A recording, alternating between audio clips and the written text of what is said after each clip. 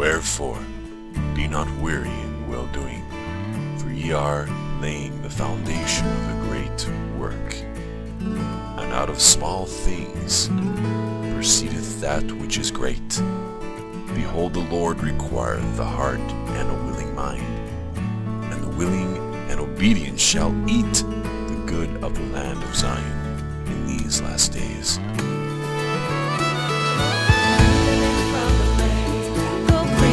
From the storm, like a fire the Spirit's burning, bring them in and keep them warm. Go bring them in from the flames, go bring them in from the cold. Wrap your loving arms around them, bring His peace to their soul. Stepping stones have been placed, one after the other, around the world. Since a young boy saw God the Father and Jesus Christ, stones have been placed through time until our day. But one may ask, how were these stones placed? And who placed them? Our ancestors, the pioneers, placed the first stones. We are their legacy. There is a story of a young girl who created a legacy for her generation. Here is her story. Where it starts as whispers, then turns to shouts so clear. Wake up, it's not a dream. The Valley Boys are here. Go bring them in from the flames, go bring them in from the storm. Like a fire the Spirit's burning, bring them in and keep them warm. Go bring them in from the flames, go bring them in from the cold. Wrap your loving arms around them, bring His peace to their soul.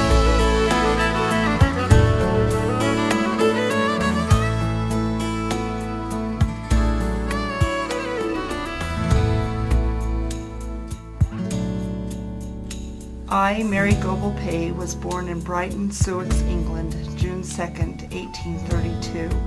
When I was in my 12th year, my parents joined the Latter-day Saint faith. Our family consisted of father, mother, and 6 children. At Liverpool, England, we boarded the ship Horizon with nearly 900 other immigrants. On May 19, 1856, we left our home on the first lap of our journey to Zion. I remember how we watched old England fade from sight. We sang, "Farewell, our native land, farewell."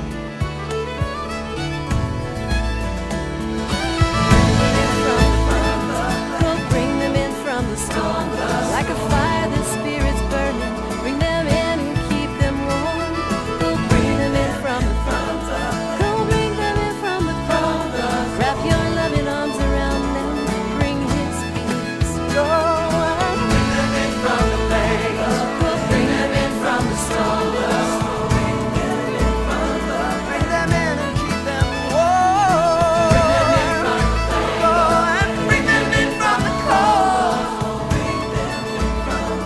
Bring His peace to their soul. When I hear the pioneer stories, the things that inspire me most are the complete confidence in the Lord and that He would help them and that He would guide them. Their trust in Him. All the trials that they went through and the hardships and the loss that they went through just to get here to Utah so that we could live how we live and have the blessings that we have in our lives. Their faith and the courage that it took for them to come not knowing what they would find. I'm amazed at their strength and for what they went through because I certainly don't think I could do it. When we were sailing past Newfoundland, there was a dense fog for several days. The sailors were kept busy ringing bells and blowing foghorns. One day, I was on deck with my father when I saw a mountain of ice close to the ship. I said, "Look, Father, look." He went very pale and said, "Oh, my girl." At that moment, the fog parted and the sun shone brightly till the ship was out of danger, and then the fog closed in on us again. We were on the ocean 6 weeks, then we landed at Boston. We took the train for Iowa City where we had to get an outfit for the planes. It was then the end of July. On the first day of August, we started to travel with our ox teams unbroken, and we did not know a thing about driving oxen.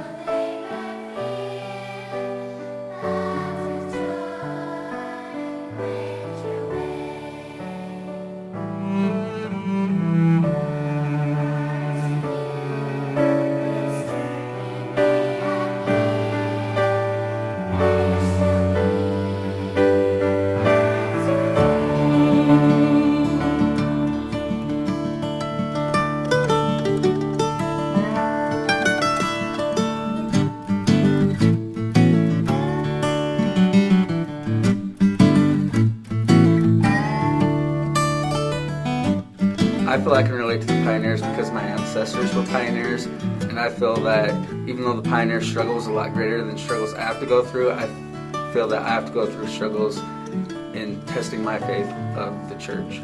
Some of the biggest challenges are just friends and how you want everyone just to know about the gospel and they just don't want to listen to you. Well, if you have good friends, then you don't have to worry about getting yourself into bad situations that would make you break your covenants. I feel I've chosen good friends, and my friends help me by setting an example. They don't drink, they don't smoke, they don't swear, they don't do things that I'm trying myself not to do.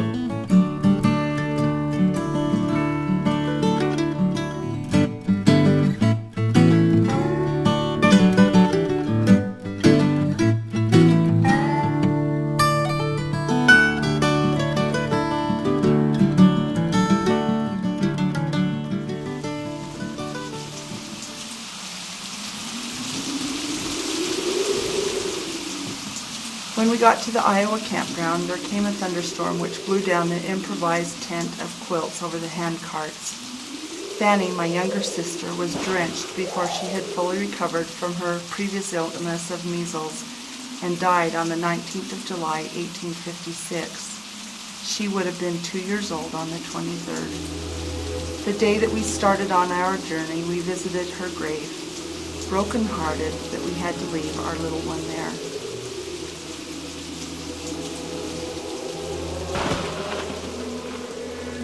We caught up with the handcart companies that day. We watched them cross the river. It was bitter cold.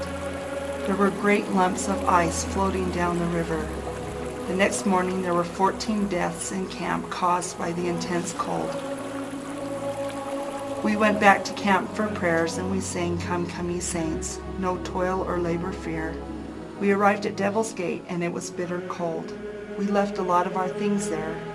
2 or 3 log houses had been built and we stayed there 2 or 3 days. One night a man came to our camp and told us that there would be plenty of flour in the morning, for Brigham Young had sent men and teams to help us. There was rejoicing that night. We sang songs, danced, and some cried. I think that faith is moving forward with a perfect hope, with not having a perfect knowledge, but hoping for things. We're hoping for what we don't know. Faith to me is believing in things that you can't see or knowing things that you don't really know are there. Like prayer, when you pray, you don't really know that God's listening to you, but you have faith that He's listening to what you say. Some hours ago we somehow crossed sweet water sheets of ice. At times it took away your breath, at times it took your life. The sky is growing dark again, there's little food to eat. A chilling wind cuts to the bone, I cannot feel my feet. I know that Zion lay just ahead as I rest and close my eyes. Well, I wake to see the morn made paradise.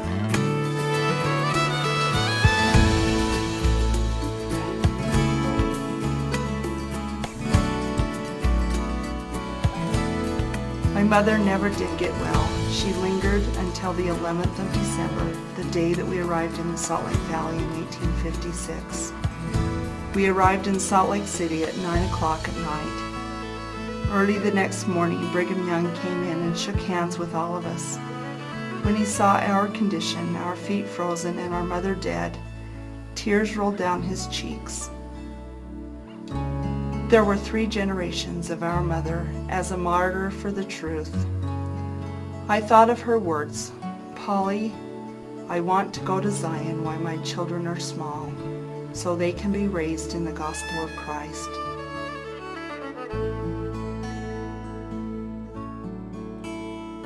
My testimony of the gospel is that my sacrifice as an early member of this church became stepping stones for generations to follow, and that those who live now and who are members of the church have had their hearts and their families touched because of what we sacrificed.